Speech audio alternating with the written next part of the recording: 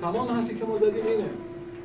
دروغه بگید دروغه، ظلمه بگید ظلمه.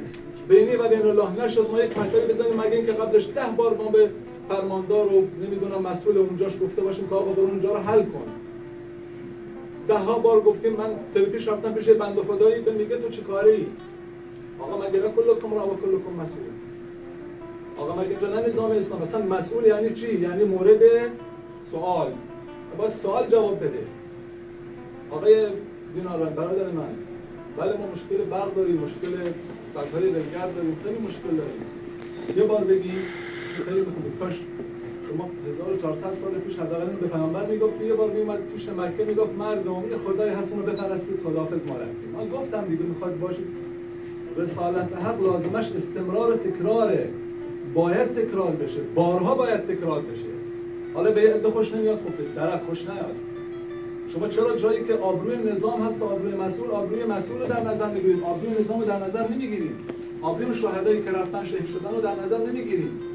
همین شهید رئیسی، شهید عبداللهیان و همه اونایی که شهید شدن، به خدا قسم هر تصمیمی که گرفته میشه به پای اونها نوشته میشه. مردم کار به چپ و راست ندارن، این اصولگرا و اصلاح طلب و این نمیدونم وابسته به فلان جایگاه و مردم اصلا کار به این چیزا ندارن.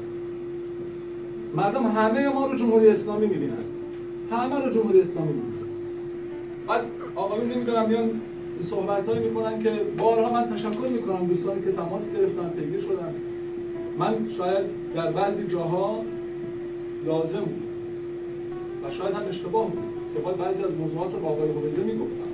منتها من وقتی بار اول، بار دوم، بار سوم نتیجه رو نمیدونم شاید در حق ایشون هم ظلم بکنم، چون من بین ایشون و نظام رو انتخاب میکنم، ایشون انتخاب نمیکنم.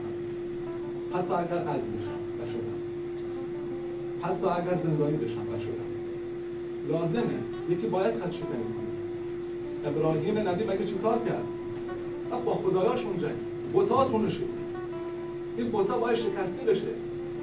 مسئول حقوق خود شهادت عمومی داره. کار من نیست که برم من هم بهش ایراد بگیرم هم من برم بهش راه حل بدم. خب پاشه بره خونه‌شون، من به جاش مدیریت میکنم. اون داره واسه چه حقوق میگیره؟ حقوقش واسه چیه؟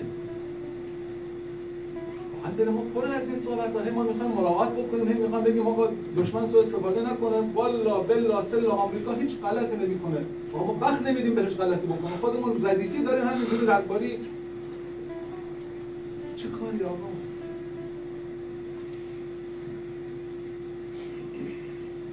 بینی و بین الله من آدمایی رو میشناسم که به شدت علاقه‌مندن که کمک بکنن، اما وقتی این برخورد رو می‌بینن دلزده میشن. من به پاکی، صداقت، چیزی که دوستمون آقای دینارمند درباره آقای حویزه فرمودن، من ایمان دارم. دوستان مشترک ما زیادی داریم و دلیل حضور من در این جلسه هم حقیقتش همین بود. من مطمئنم که بعضی دوستان به خاطر مسائل سیاسی ممکن بعضی چیزایی رو بگن، ولی شون انسان درسته. من ازشون انتظار دارم آقای حویزه منتظر ابلاغ رئیس جمهور نباشید. هر حرفی که رئیس جمهور تو جلسه میزنه مقررات و لازم الاجراست، چه ابلاغ بشود چه نشود. مقررات مگه میشه رئیس جمهور بیاد صحبتتون حالا اومدیم ابلاغ نشد دروغ بگیم به مردم؟ شما رئیس شورای تامینی، اصلا اینا لازم نیست ما منتظر بحث مگه عضو میخوام، مگه تو کرخه همین اتفاق نیفتاد؟ مگه رئیس شورای تامین کرخه مصور نکرد که کسی حق نداره از خبرنگارش رد کنه؟ مگه نرفت اونجا؟ مگه هر اتفاقی نمیفته؟ مگه من 10 بار به شما نگفتم آقا هر اتفاقی افتاد بیارید تو دفتر خودتون، آقای لطیفی مجد، آقای حمادی، آقای احمدی، آقای شریفی، 10 نفرم برات اسم میبرم. تو جلسه بودم به شما گفتم آقا منو بیارید، اوشون رو بیارید. اگر حق با من بود که من دارم حق مردم رو میزنم، حق مردم رو دید. اگر نبود بزنید زیر گوش من. گفتم یا نگفتم؟ آقا بزنید زیر گوش من، ولی منو مسئله نکنید. بذارید مطالبات مردم مسئله بمونه. ما علاقه به این مسئله نداریم، خدا به سر شاهده، اما انتظار داریم آقا. انتظار داریم. قضیه شده، الان فکر کنم این قضیه خانم بیاتی بچه‌ی فکر کنم 3-4 ماه هست. باز خانواده دیگه دامن شد. خیلی متشکرم. احسن.